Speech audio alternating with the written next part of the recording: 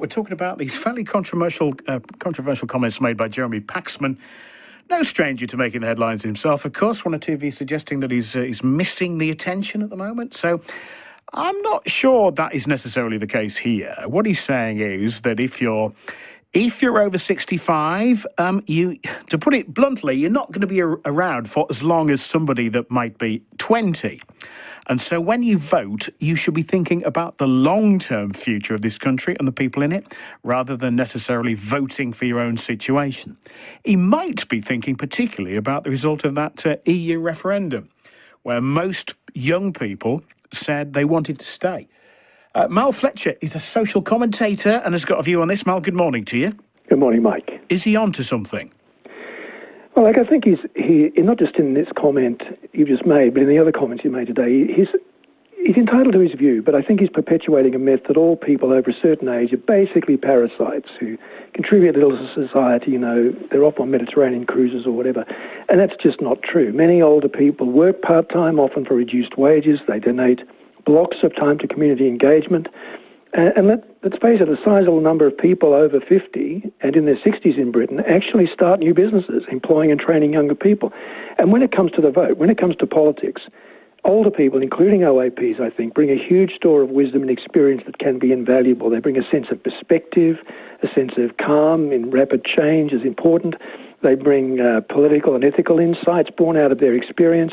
And when it comes to jobs, I think, digital tech today opens up all kinds of opportunities for young people for upskilling online, for collaboration online, for starting new businesses. So many young people I meet are starting their own businesses and social enterprises, all because of the opportunities of technology. So you have to take the big picture, and I think Mr. Paxman shouldn't take his views from a limited sample, that is, people earning what he earns.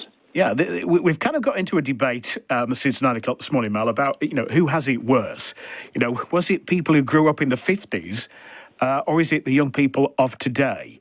And you seem to be saying that the young people of today have got more opportunity now than anybody ever had in the 50s. Well, it's always a balance, isn't it, Mike? I mean, there's pros and cons for every generation, and I guess every generation in history. You go back to ancient writers of classical Greece, and you find that Aristotle was complaining about young people not respecting their elders.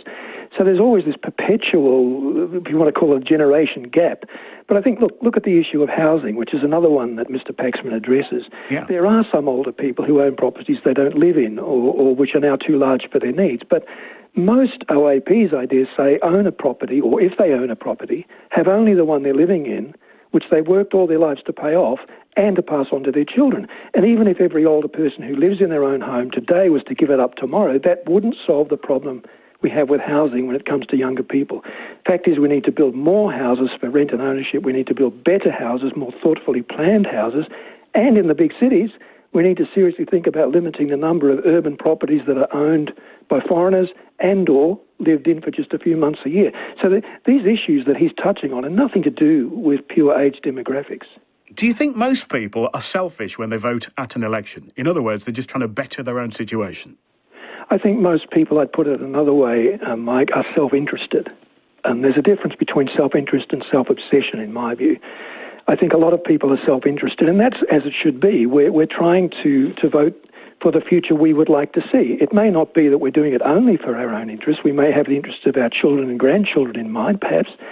But I think even young people vote that way. They vote out of self-interest, not necessarily selfishness. But all Paxman seems to be saying is, if you're over 65, rather than your self-interest, just think about all the people behind you who are going to be around for a lot longer than you are. Yeah, I agree with that, but he could say that without then pointing the finger at older people and saying, you don't contribute anything, essentially. You shouldn't have the vote. I mean, that's just a ridiculous extreme to go to, and not everybody. Well, he's not being serious, is he? He's not. I don't think he's being serious when he says that.